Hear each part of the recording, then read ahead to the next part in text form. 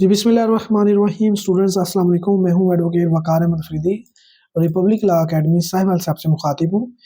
Students, जैसा कि आप जानते हैं कि हम एडीपीपी, डीडीपीपी, सिविल जज, लैट, गैट और एलएमवी की ट्यूशंस ऑनलाइन और ऑन कैंपस देते हैं। ये हमारा कॉन्टैक्ट नंबर है 03037534 इस पे आप रब्ता कर सकते हैं। ठीक है, इस पे आप रब्ता करके यानी कि आप हमारे ऑनलाइन क्लासेस लेक्चर जितने भी है वो उसकी फैसिलिटीज अवेल कर सकते हैं। ठीक है, आइए आज लेक्चर नंबर 7 जो है ना मैं करता हूँ। एक्चुअली 7 और लेक्चर नंबर आपको करवा दिया था, लेकिन ये मैंने एक अलग से यानी कि लेक्चर नंबर 7 बना दिया है। अब इसको करते हैं, इसमें नया यानी कि मटेरियल है। ठीक है ना, नया आर्टिकल है। ये देखिए, कानून शहादत आर्डर 1984 का हमने चैप्टर 3 शुरू किया हुआ है। इसके आर्टिकल 6 से लेकर 18 से लेकर टू 69 तक है। ठीक है ना, ये हम कर रहे हैं। उसमें से अभी हम आर्टिकल 22 तक पहुंचे हैं। ठीक है, आइए देखते हैं आर्टिकल 22 क्या कहता है। आर्टिकल 22 कहता है आपने ये याद रखना है, चैप्टर जो 3 है ना, इसका नेम क्या है? Relevancy of facts.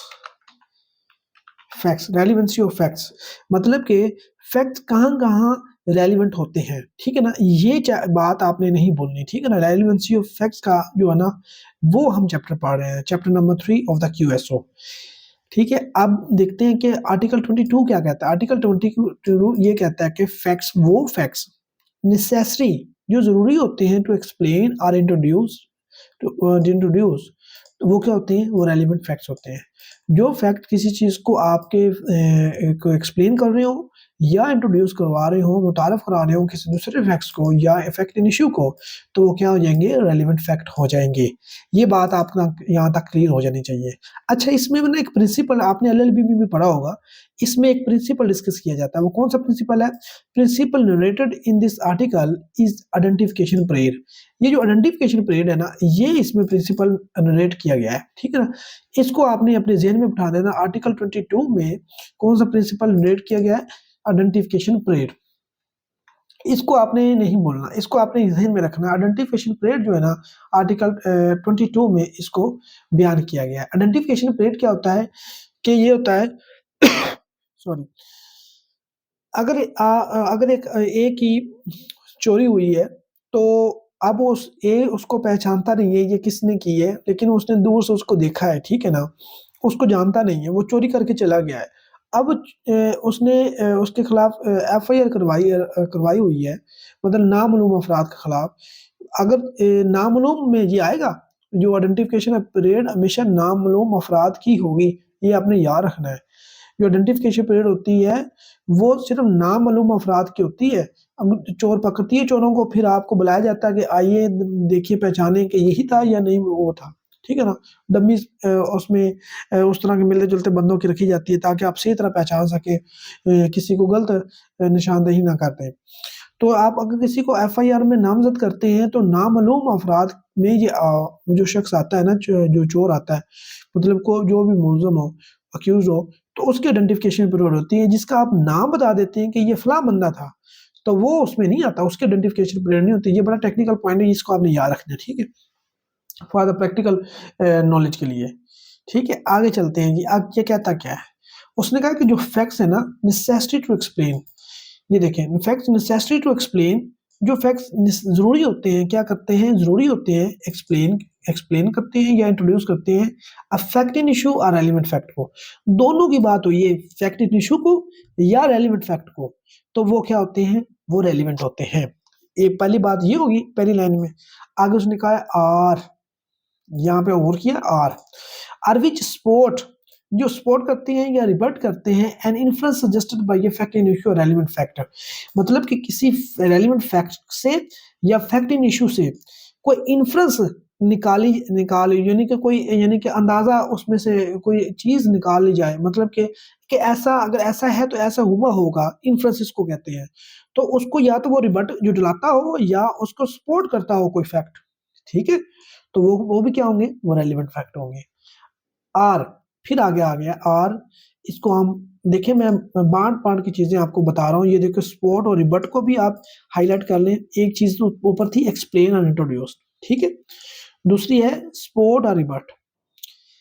अगर वो फैक्ट्स जो किसी फैक्ट्स इन इशू को या रेलिवेंट फैक्ट को एक्सप्लेन करते हैं या इंट्रोड्यूस करते हैं, मुतारफ कराते हैं या उसकी वजाहत करते हैं या सपोर्ट करते हैं या रिबर्ट करते हैं किसी भी फैक्ट इन इशू से या रेलिवेंट फैक्ट से निकाली गई इन्फ्रेंस से, ठीक है ना, उसको, तो वो क्या होते हैं, रेलिवेंट फैक्ट होते हैं, वो फैक्ट के रेलिवेंट कहलाएंगे, ठीक है ना।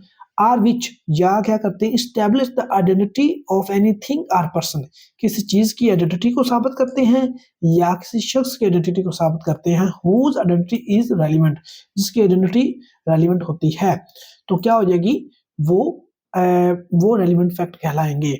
अब ये जो है ना आइडेंटिफिकेशन परेड को, ये वाली लाइन जो है ना ये एक्सप्लेन कर रही है।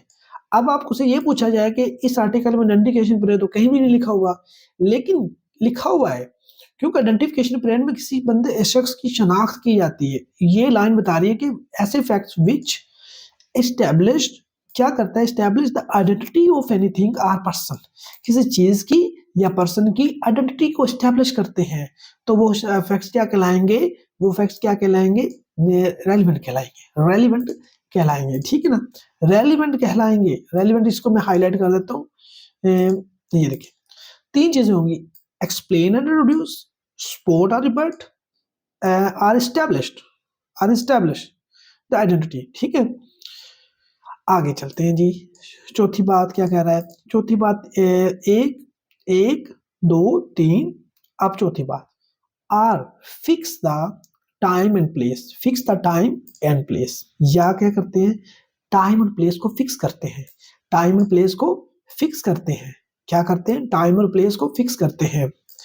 ये जो मैं चीजें हाईलाइट करता हूं ना, इसको आप ना इसी तरह आप इसको ज़हन में बढ़ाया करें, उसका फ़ायदा क्या होगा आपको, कि आपको याद करना चीज़ें आसान हो जाएंगी। फिक्स द टाइम और प्लेस, या टाइम को, किसी टाइम या प्लेस को फिक्स करते हैं या उसका अंदाज़ा बताते हैं, मतलब ठीक बताते हैं कि इस वक्त, किसी टाइम को बताते हैं इस वक्त वाक़या हुआ है, कोई ऐसा फैक्ट है जो टाइम को एक्सप्लेन करता हो, या प्लेस जगह का बताता हो कि इस वक्त ये जगह थी, eight which any fact in issue और रेलिवेंट फैक्ट हैपेंड, देखा, जहां पर वो वाक़या हुआ हो तो वो क्या हो जाएंगे, फैक्ट इन, वो रेलिवेंट फैक्ट कहलाएंगे, ठीक है ना, क्योंकि हम रेलिवेंसी ऑफ फैक्ट्स का चैप्टर पढ़ रहे हैं, तो वो इसी की बात कर रहा है।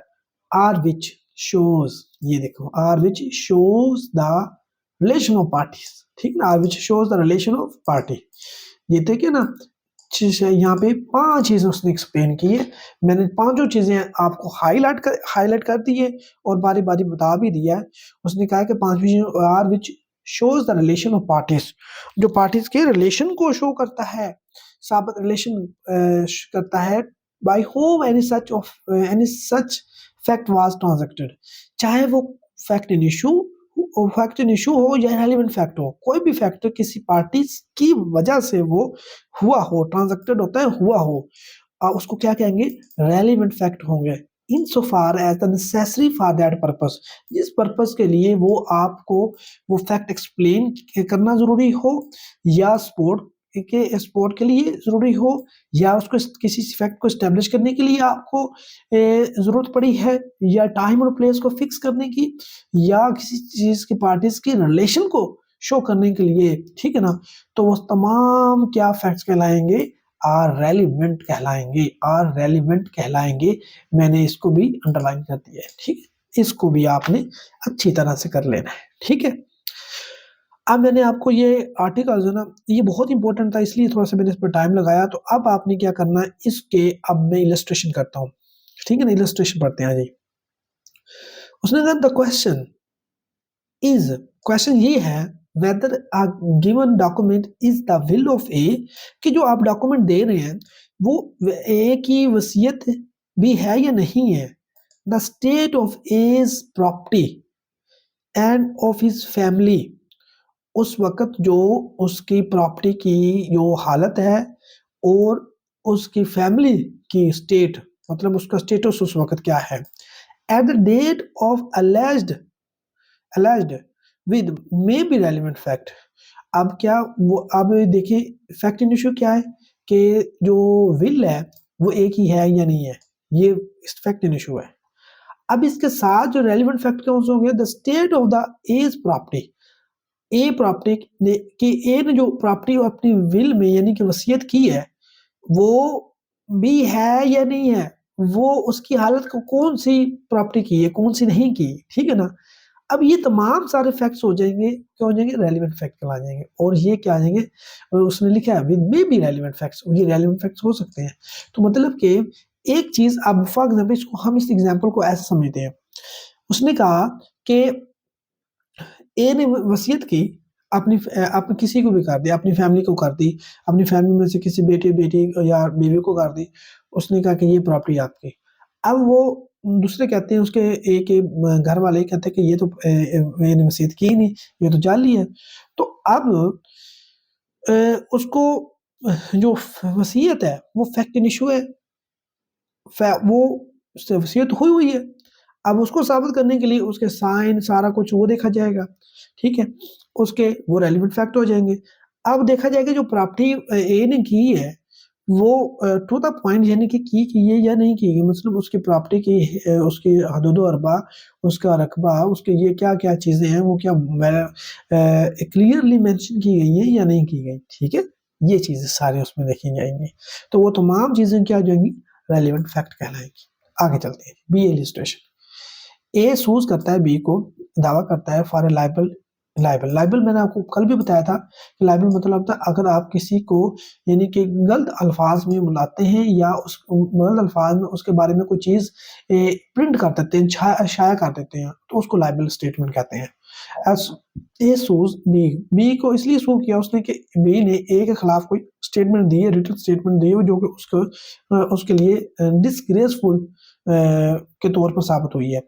वो इम्प्यूटिंग ए डिसग्रेसफुल कंडक्ट टू ए, उसने एक ए के खिलाफ कोई ऐसा कंडक्ट किया है कि जो डिसग्रेसफुल उसकी इज्जत की तरफ चला गया है। बी अफर्म्स, बी कहता है कि that the matter alleged to be libellous is true, कि जो यानी कि यानी ये जो मैटर है ये सच्चा है, ठीक है, हाँ मैंने ऐसा किया है। तो question and the relation of the parties, अब question and relation of the party at the time when the libel was क्या हुआ published may be relevant facts, मतलब कि जो लाइबल स्टेटमेंट दी गई है उस वक्त उनका रिलेशन क्या था दोनों का, तो और वो किस वक्त क्यों दी गई, ये भी रेलेवेंट फैक्ट हो जाते हैं। May be relevant fact as introductory to the fact in issue, fact in issue क्या है, लाइबल स्टेटमेंट दी गई है नहीं दी, ये फैक्ट इन इशू है। उनका उनसे कहा द पार्टीज का रिलेशन और उनकी पोजीशन क्या है, ठीक है ना, ये भी क्या है रेलेवेंट फैक्ट हो जाएगा। The particulars of the dispute between A and B about the matter unconnected with the alleged libelous, जो पार्टिकुलर हैं और डिस्प्यूट के वो क्या है, वो इरेलीवेंट हो जाएंगे। ठीक है, डिस्प्यूट क्या था कि क्या नहीं था वो इरेलीवेंट है।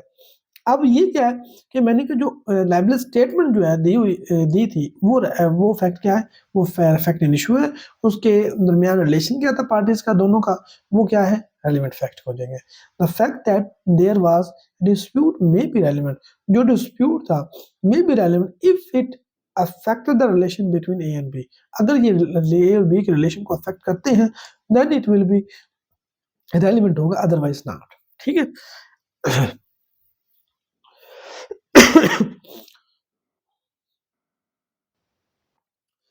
जी बिस्मिल्लाहिर्रहमानिर्रहीम। जी स्टूडेंट्स अब हम आगे पढ़ लेते हैं सी।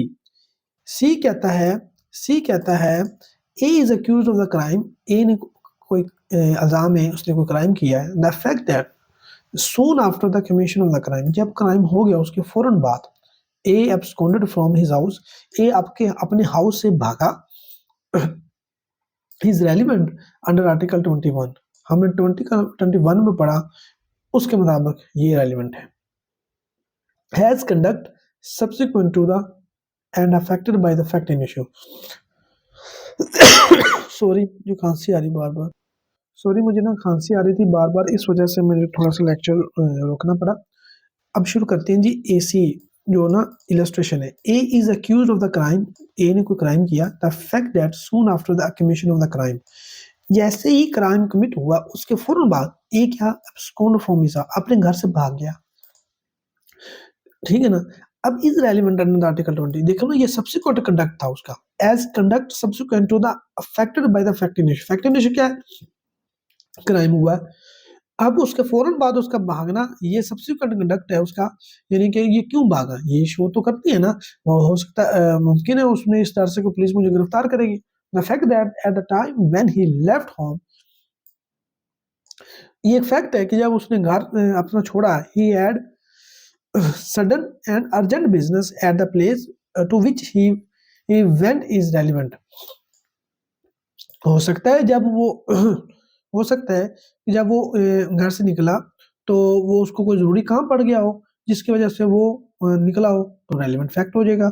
As tending to the explain the fact that he left home suddenly, कि मैंने इस वजह से अपना जो घर ना वो छोड़ा था, ऐसी कोई बात नहीं थी। The details of the business on which he left are not relevant. अब बिजनेस की डिटेल, वो बिजनेस क्या था, किस काम से गया था, वो रेलिवेंट नहीं है, ठीक है ना।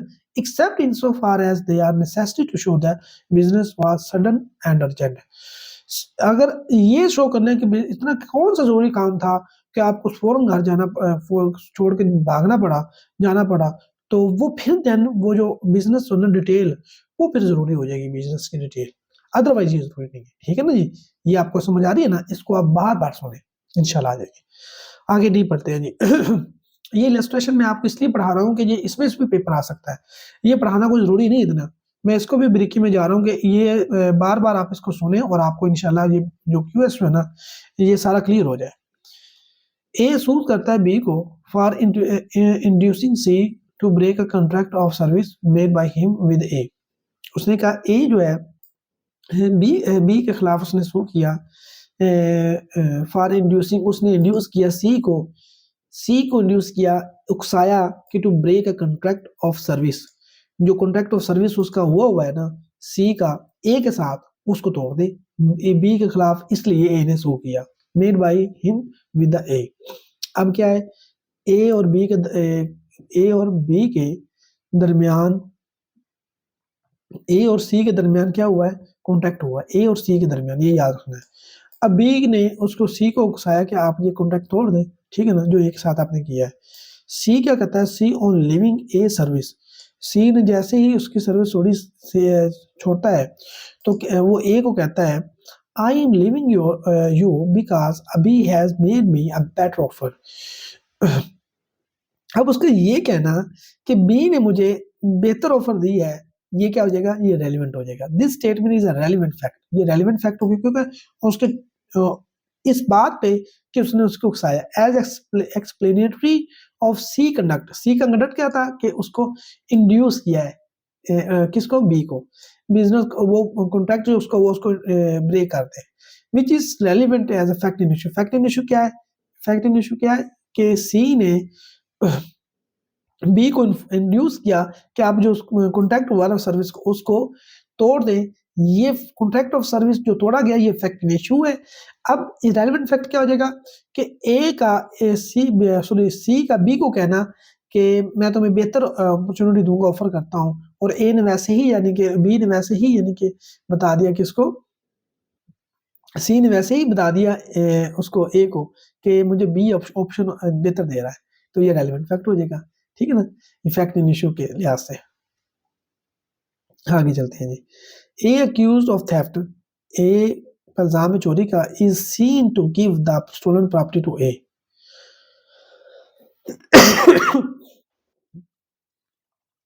ए accuse of theft, A accuse of theft, A ने चोरी की, is seen to give the stolen property to A who is seen to who is seen to give it to A's wife, ठीक है ना। अब क्या है, अब ए ने चोरी की, उसको देख लिया बी को अपनी वाइफ को देते हुए, ठीक है ना। B says as he delivers it, B कहता है कि एज ही डिलीवर इट, यहाँ पर बी आना था, यहाँ पे ए नहीं था, बी आना था। ए अक्यूज्ड है। अब उसने क्या, उसने चोरी की, उसने इसको देखा गया, उसने प्रॉपर्टी बी को दी है, बी को, ठीक है ना, जो स्टोलन प्रॉपर्टी थी उसने बी को दे दी, और बी ने क्या दिया बी को, who is seen to give it to the A wife, A ने बी को दिया और बी ने ए की वाइफ को चीजें पकड़ा दी। अब बी कहता है जब उसने ए बी उसकी वाइफ को डिलीवर की, कहता है कि ए कह रहा है कि तुम इसको छुपा दो। अब बी की जो स्टेटमेंट है is relevant as explanatory of fact which is part of the transaction. ठीक है ना, जो वाक्य हुआ है ना उसको एक्सप्लेन करने के लिए ये क्या था, ये रेलिवेंट फैक्टर था। क्योंकि ए ने जो कहा बी को कि तुम मेरी वाइफ को कहना कि इस चीज को छुपा दो, ये रेलिवेंट स्टेटमेंट हो जाएगी। ठीक है ना, अब आगे चलते हैं। A is tried for the riot, इसने क्या दंगा मुश्ती करवाया, दंगा फसाद करवाया, उसके लिए इसको इसका मुकदमा चल रहा है, ट्रायल चल रहा है। Is proved to have marched at the head of the mob, मतलब उसने एक मॉब को हेड किया। The crowd of the mob are relevant as explanatory of the nature of the transaction, कि वाकई वहाँ पे क्राउड था मॉब, वहाँ पे क्या ये रेलिवेंट हो जाएगा। इफेक्टिव इशू क्या था, राइट हुई है। अब उसका मॉब का होना, उसको हेड करना, ये क्या था, रेलिवेंट फैक्ट कहलाएगा। ठीक है, ये जनाब था आर्टिकल 24, मैंने पूरा पढ़ा इसको। अब इसके एमसीक्यूज करते हैं। एमसीक्यूज क्या है, फैक्ट नेसेसरी टू एक्सप्लेन और इंट्रोड्यूस, इसका ए आएगा ऑप्शन। ठीक, आपने बाकी पढ़ लेना इसको। आगे एमसीक्यूज नंबर, ये एमसीक्यूज नंबर जो है ये 1 है। एमसीक्यूज नंबर 2, आगे जी fact necessary to explain and introduce the fact in issue are relevant fact are which क्या करें, आर विच सपोर्ट और रिबट, विच सपोर्ट और रिबट आ जाएगा, सपोर्ट और रिबट आ जाएगा। ठीक है ना, विच सपोर्ट और रिबट an influence suggested by the fact in issue. ठीक है ना, दूसरा पॉइंट आ गया। तीसरा पॉइंट क्या करते हैं जी,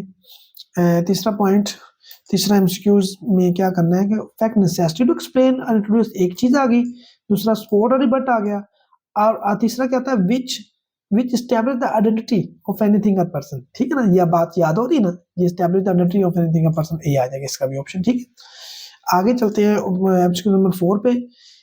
पहली बात एक्सप्लेन इंट्रोड्यूस हो गया, दूसरी बात सपोर्ट और रिबट हो गया, तीसरी establish the identity of anything हो गया, और चौथी बात थी क्या थी, फिक्स द टाइम और place at which any fact in issue are relevant fact. ठीक है ना, यहाँ पे आ जाएगा फिक्स आ जाएगा, फिक्स द टाइम और प्लेस। ठीक है, फिक्स द टाइम और प्लेस, ये आपने कर याद रखना। At which any fact in issue और relevant fact happened, A option ठीक आ जाएगा इसका। ठीक हो गया, आगे इसका जी एमसीक्यू नंबर 5 ही आना है जी, 5 एमसीक्यू नंबर 5। यहाँ पे पहला पॉइंट था एक्सप्लेन इंट्रोड्यूस, दूसरा पॉइंट हमने किया सपोर्ट और रिवर्ट, तीसरा पॉइंट हम किया एस्टैब्लिश द आइडेंटिटी, चौथा पॉइंट किया टाइम एंड प्लेस फिक्स था, और पांचवा पॉइंट था show the relation of parties by whom any such fact was transacted. देखिए मुझे याद हो गया, any fact was transacted, B option इसका ठीक है जी। ठीक है ना, आगे जी 6 एमसीक्यूज नंबर 6 करते हैं जी। एमसीक्यू नंबर 6 क्या कहता है, उसने कहा कि पहला पॉइंट हो गया एक्सप्लेन एंड इंट्रोड्यूस, दूसरा सपोर्ट और रिबट, तीसरा एस्टैब्लिश द आइडेंटिटी, चौथा टाइम और प्लेस, फिक्स द टाइम और प्लेस, पांचवा जो हो गया वो रिलेशन ऑफ द पार्टीज को करता है एस्टैब्लिश, ट्रांजैक्टेड। आगे क्या है, आगे था in so far as they are necessary for the purpose, are relevant, are irrelevant or not relevant, are relevant insofar as they are necessary for that purpose, B option ठीक है जी। आगे जी MCQ number 7 करते हैं। MCQ number 7 क्या कहता है, the question is whether a given document is the will of the ए, वो एक विल है या नहीं है, तो इसको कैसे करना है।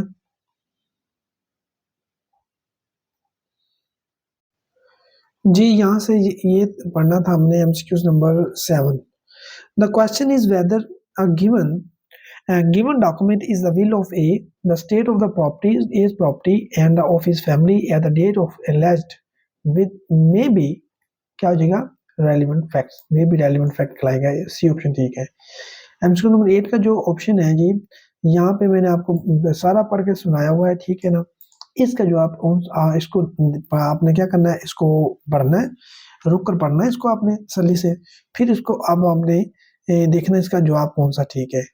क्या आ जाएगा, आर इररेलेवेंट आ जाएगा। इसकी वजह से इररेलेवेंट आया, उसने कहा the particle of the dispute between A and B जो होंगे ना, matter unconnected with the alleged libel, unconnected with the libel statements के साथ जो होंगे वो क्या हो जाएंगे, आर इररेलेवेंट फैक्टर हो जाएंगे। ठीक है ना, वही रेलिवेंट है।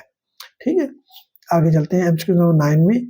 उसने कहा कि इज रेलिवेंट किसके अंदर, उसने कहा A is accused of a crime the fact soon after the commission of crime is absconded from his house, उसने घर छोड़ दिया।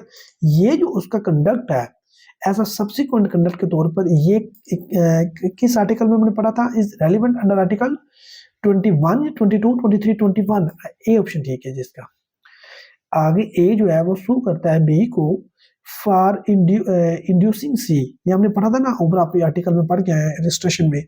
तो यहाँ पे दिस स्टेटमेंट इज अ क्या आ जाएगा, रेलिवेंट फैक्ट, रेलिवेंट फैक्ट आ जाएगा। This statement is a relevant, हम इसको भी देख लेते हैं जहाँ रेलिवेंट फैक्ट आएगा, ये ऑप्शन है क्योंकि बात समझ में आ रही है।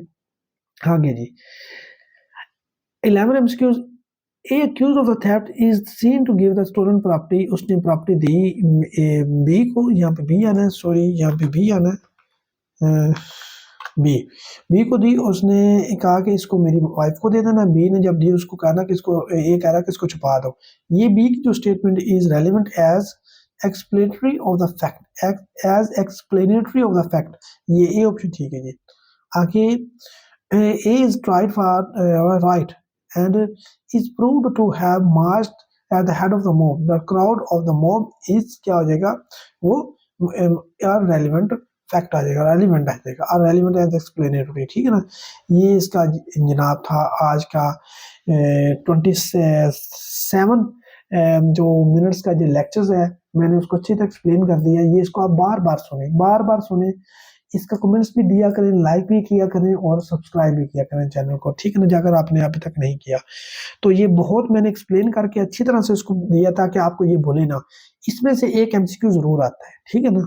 बहुत शुक्रिया, वकार अहमद फरीदी को इजाजत दीजिए, अपनी दुआओं में याद रखिए, बहुत शुक्रिया, थैंक यू वेरी मच, अल्लाह हाफिज़।